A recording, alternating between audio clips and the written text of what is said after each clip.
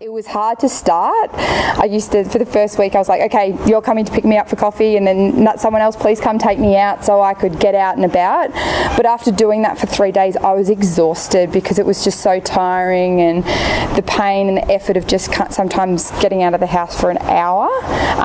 So I think I went a little bit too hard too soon, going, oh, I can still do normal stuff, and I had to kind of pull it back a little bit, and having that time to do nothing definitely probably helped in the long run in making sure that now when I am training, I've had that time to get over the loss and mentally prepare myself to just stick out the training.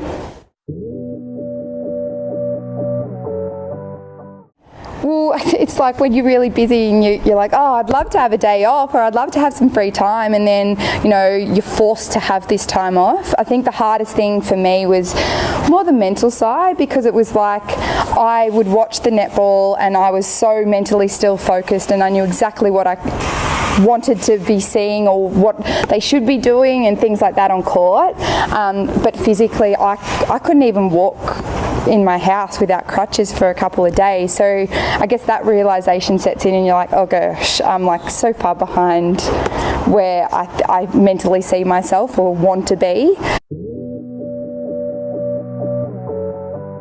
The most important thing before I even got in the gym was to make sure I got it extended.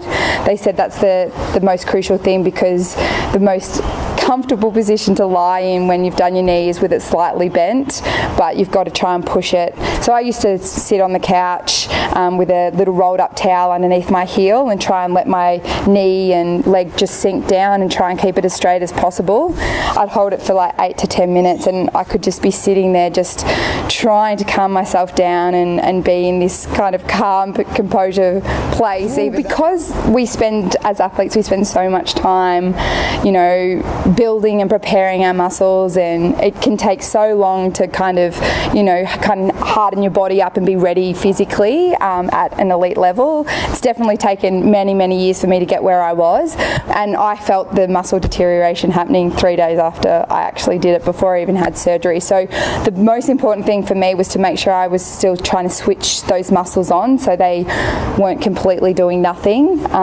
So whether it was switching on my quad, my glutes, trying to do some calf raises. Obviously, I couldn't just worry about the right knee. It's always about doing it in balance, left and right.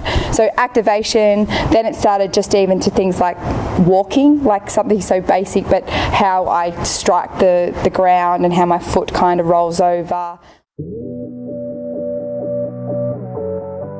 I didn't go back to the gym until 3 weeks. I just needed the time, I think, to mentally and physically be kind of ready for it. I had zero pain when I went back. I was walking around. I was on an exercise bike within a week.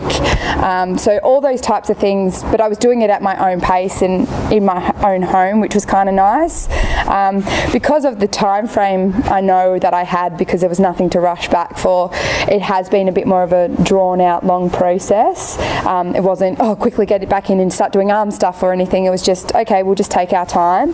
But 3 weeks was when I started hitting the gym and actually starting to do some pressing, leg press and things like that. And I could drive a bit more, so I wasn't relying on other people. So once I got the independence back to be able to drive myself around, that's when everything started to come back to normal.